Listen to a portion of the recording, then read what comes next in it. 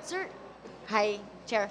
Nagpa-presscon po kanina, no? I hope you're well aware of yun nga presscon ni VP Sara earlier. After po lumabas nitong ating former DepEd USEC na si Gloria Mercado, revealing some information about yung pagbibigay nga daw ng envelopes worth 50K, totaling to 450,000.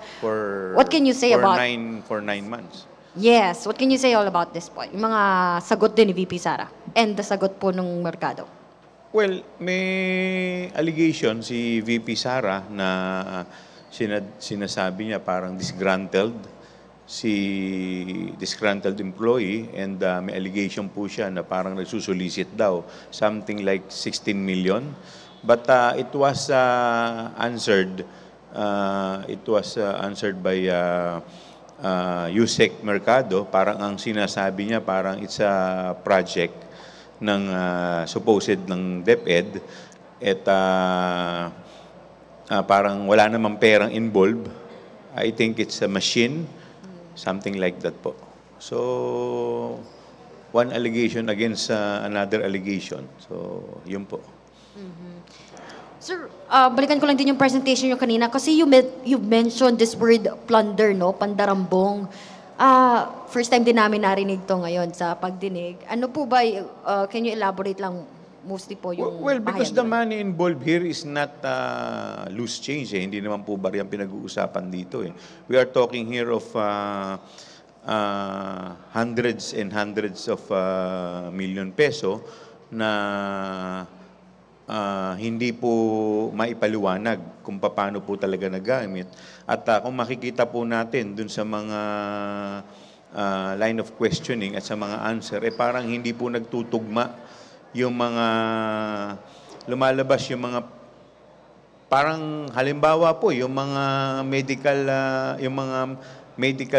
medicine and food at saka yung mga purchase of supplies, parang lumalabas, parang parang buo. Bumili sila ng purchase of supplies worth, I think, 40 million.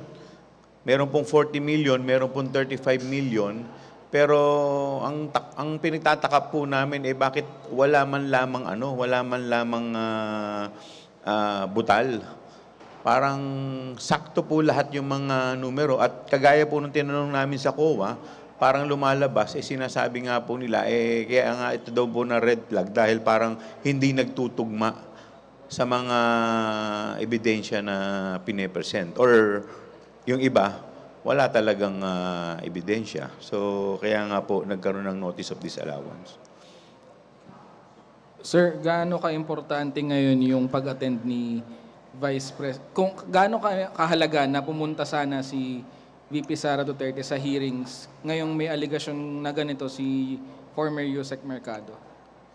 Well, tingin ko napakalaga dahil siyempre kung yun ay nasagot niya agad, under oath, at least medyo magkakaroon ng timbang. Kasi po yung sa press con, wala naman po, it's not under oath . So, you can say anything you want. Unlike dito po, yung nag-aakusa po sa kanya at sinagot din po yung kanyang accusation, under oath. At nagsumiti pa po ito ng affidavit na notarized. So, kung siya po talaga ay nagsisinungaling, si Yusek Mercado, bakit naman po siya papayag na ito ay siya ay mag-under oath at saka ay notarized?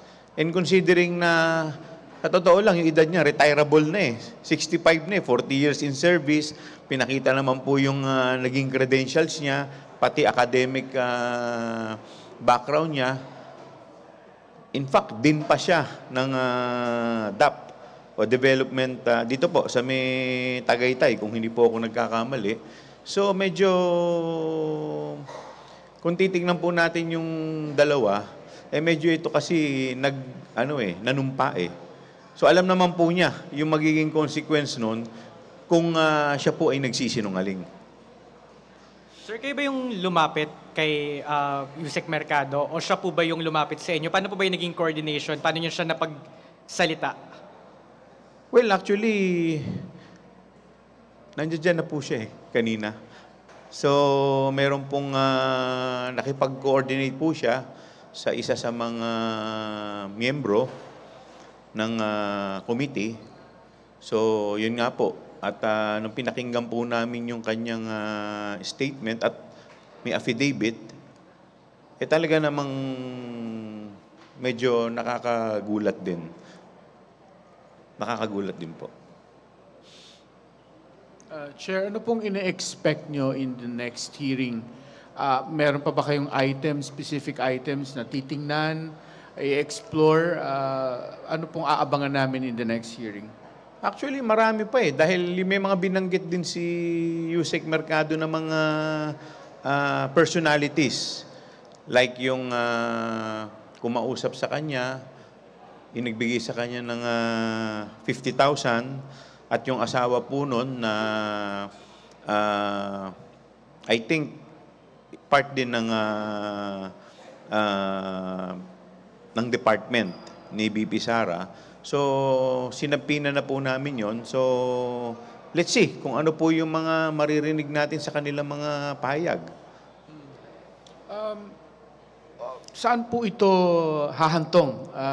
Is this going to lead to prosecution, impeachment? Because, syempre, ang sinasabi ng iba, case build-up. That's what the committee or the House is doing. Pero sa inyo, ganang chairman, ito'y saan matatapos lang? Well, sa ngayon po, kasi ginagawa natin to in aid of legislation pa Diba? So, may mga nakikita na kami mga loopholes. Kagaya nga po ng binabanggit namin, lumalabas naman talaga na may mga departamento talaga na hindi talaga po pwedeng bigyan ng mga confidential fund So sabi ko nga, nung nakausap ko kanina si Congressman Dan Fernandez, sabi ko, una sinasabi niya dapat yung joint circular ilimit. Pero ang sa akin pong paniniwala, dapat ang ilimit po yung ahensya o departamento na nakakatanggap po ng intelligence fund at confidential fund. Lalong-lalo na yung mga departamento at ahensya na wala namang kinalaman sa information gathering. Otherwise, magiging subject lamang ito sa abuse. Kasi kagaya po ng mga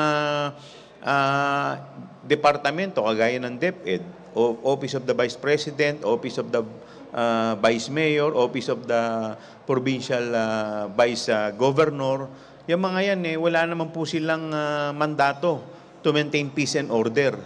Ang talagang dapat meron yan, yung mga may mandato, halimbawa po yung mga kapulisan, Office of the President, yung mga local chief executive, yan, may mga mandato po yan. At doon po nila talaga gagamitin yung intelligence gathering. Samantalang dito po, wala. Nakikita po natin, pati yung purchase po ng mga supplies na wala naman pong connection, wala pong ebidensya na ito ay may connection sa intelligence gathering.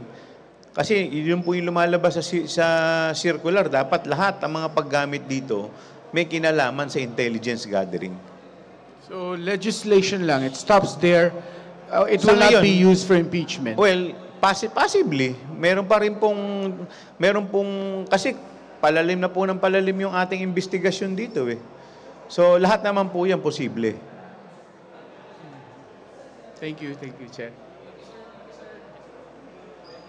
Thank you po. Maraming salamat din po.